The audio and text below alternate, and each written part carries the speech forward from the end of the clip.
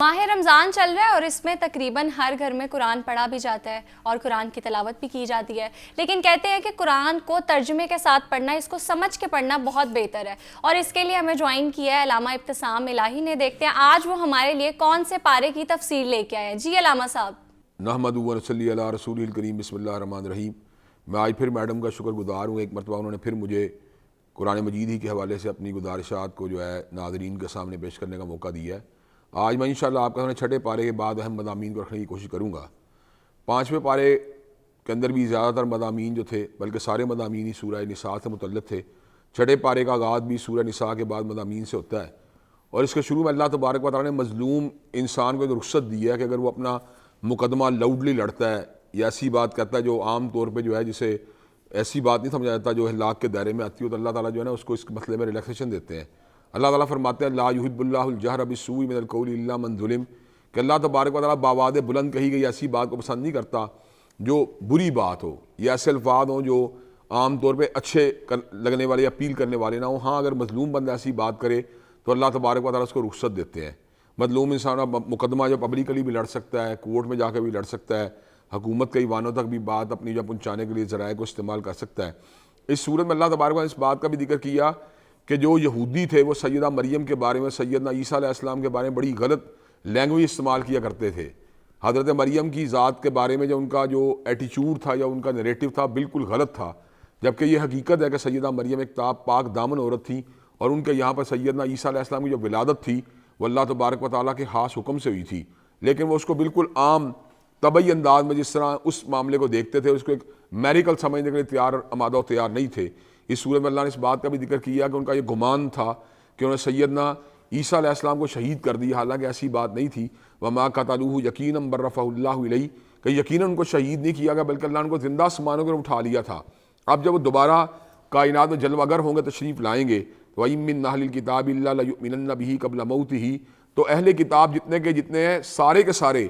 آپ کی ذات کے اوپر ایمان لے آئیں گے اور سارے کے سارے مسلمان ہو جائیں گے۔ حضرت عیسیٰ علیہ السلام جو ہیں کائنات میں دوبارہ جلوہ گر ہوں گے، اور یہاں پر جو ہے آپ جو خنزیر کو قتل کریں گے، صلیب کو توڑیں گے، اور ہر جگہ پر جو ہے دین کی دعوت کو جو ہے آپ عام فرمائیں گے۔ اس صورت میں اللہ نے اس بات کا بھی ذکر کیا کہ اللہ نے حضرت رسول اللہ صلی اللہ علیہ وسلم جو وحی نازل فرمائی تھی وہ بالکل اسی طرح تھی جس طرح آپ کا انبیاء علیہ السلام پہ وحی آتی رہی۔ انا اوحینا الیک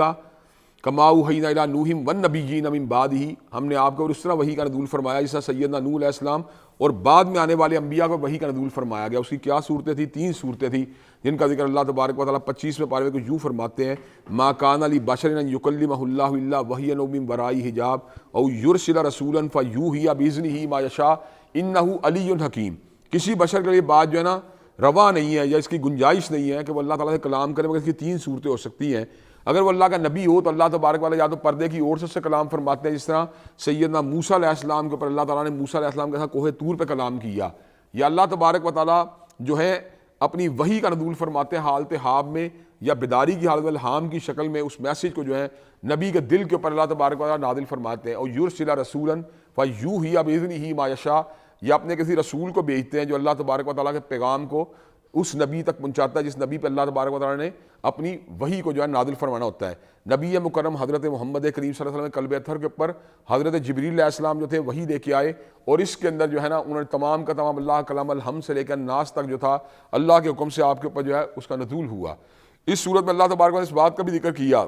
کہ انسان کو جو ہے غلوف سے کام نہیں لینا چاہیے، اور اہل کتاب جو ہے ان کو غلوف سے باز آ جانا چاہیے۔ اہل کتاب اس سلسلے میں غلوف کرتے ہیں کہ سیدنا عیسیٰ علیہ السلام کو ابن اللہ یا اللہ کہتے تھے، جبکہ اللہ تبارک و تعالیٰ نے حضرت عیسیٰ علیہ السلام کے مقام کا ذکر فرمایا ہے کہ آپ کلمۃ اللہ تھے، روح اللہ تھے، اور آپ اللہ تبارک و تعالیٰ کے خاص حکم سے پیدا ہوئے۔ لیکن جہاں تک تعلق ہے اس بات کا کہ آپ اللہ تبارک و تعالیٰ کی ذات کا حصہ تھے، تو یہ بات حقیقت نہیں ہے۔ چنانچہ اہل کتاب کو جو دعوت دی گئی ہے وہ دعوت کے اوپر اہل ایمان کو بھی عمل کرنا چاہیے، اور اس مسئلے کے اندر جو ہے ایمان کے معاملات کے اندر یہ کبھی بھی غلوف سے کام نہیں لینا چاہیے۔ ایگزیجریشن جو ہے یہ اللہ تبارک و تعالیٰ کو ناپسند ہے۔ اس کے بعد سورہ المائدہ ہے۔ سورہ المائدہ کے شروع میں اللہ تعالیٰ نے ایک جو جنرل پوری لائف کے اوپر جو ہے نا ایک ایسا لا بیان کیا، ایسا اصول بیان کیا ہے جو پوری لائف پہ اپلیکیبل ہے۔ اللہ تعالیٰ فرماتے ہیں تعاونوا علی البر والتقوی ولا تعاونوا علی الاثم والعدوان، کہ جتنے بھلائی کے کام ہوتے ہیں، تقوی کے کام ہوتے ہیں، ان میں مدد کرنی چاہیے، ایک دوسرے کی ہیلپ کرنی چاہیے، ایک دوسرے کو اسسٹ کرنا چاہیے، لیکن جہاں تک تعلق ہے نافرمانی والے کاموں کا، گناہ والے کاموں کا،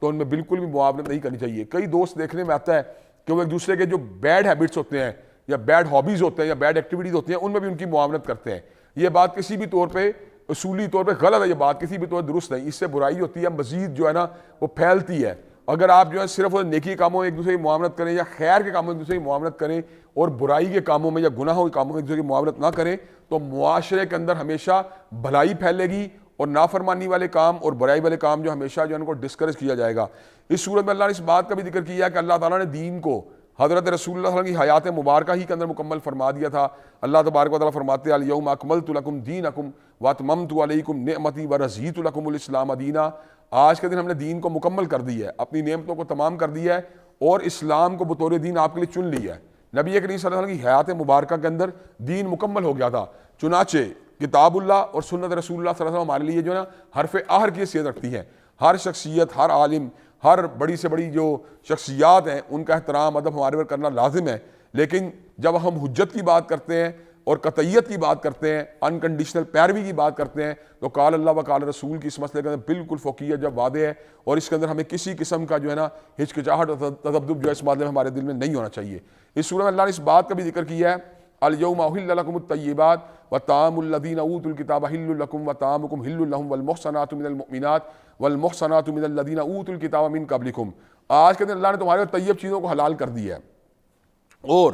اہل کتاب کے طیب کھانے کو تمہارے لیے حلال کر دیا۔ اہل کتاب کا طیب کھانے سے مراد یہ ان کے دسترخوان پہ دال پڑی ہو آپ کھا سکتے ہیں، ان کے دسترخوان پہ سبزی پڑی ہو آپ کھا سکتے ہیں، ان کے دسترخوان پہ پھل پڑا ہو آپ کھا سکتے ہیں، لیکن ان کے دسترخوان پہ جھٹکے والا گوشت پڑا ہو یہ آپ کے لیے جائز ہے، کیونکہ یہ حقیقت میں جائز ہے۔ ان کے دسترخوان پہ اگر آپ خنزیر کا گوشت پڑا ہو یہ آپ کے لیے کھانا جائز نہیں، ان کے دسترخوان پہ شراب پڑی ہو یہ آپ کے لیے پینی جائز نہیں۔ یعنی وہ طیب کھانا اللہ نے آپ کے لیے حلال کیا ہے، چاہے وہ کسی مسلمان کے دسترخوان میں موجود ہو یا اہل کتاب کے دسترخوان میں موجود ہو۔ اس طرح اللہ تعالیٰ یہ بات بھی ارشاد فرماتے ہیں والمحصنات من المؤمنات، اگر نکاح کی بات آئے تو پاک دامن عورت جو ہے مومنہ کے ساتھ نکاح کرنا، والمحصنات من الذین اوتوا الکتاب من قبلکم، اور پاک دامن ایسی عورت سے نکاح کرنا جو اہل کتاب سے ہو، اس کی اسلام میں گنجائش موجود ہے۔ تو ہمیں اس بات کے بارے میں جو ہے نا ضرور فوکس کرنا چاہیے کہ کئی مرتبہ لوگ جو ہیں ایسی عورتوں سے نکاح کر لیتے ہیں جن کا کریکٹر ساؤنڈ نہیں ہوتا، جن کا ماضی ساؤنڈ نہیں ہوتا، تو اسلام نے جو ہے نا اس بات کی ہمیں اجازت نہیں دی کہ ہم ایسی عورتوں سے نکاح کریں چاہے مسلمان ہوں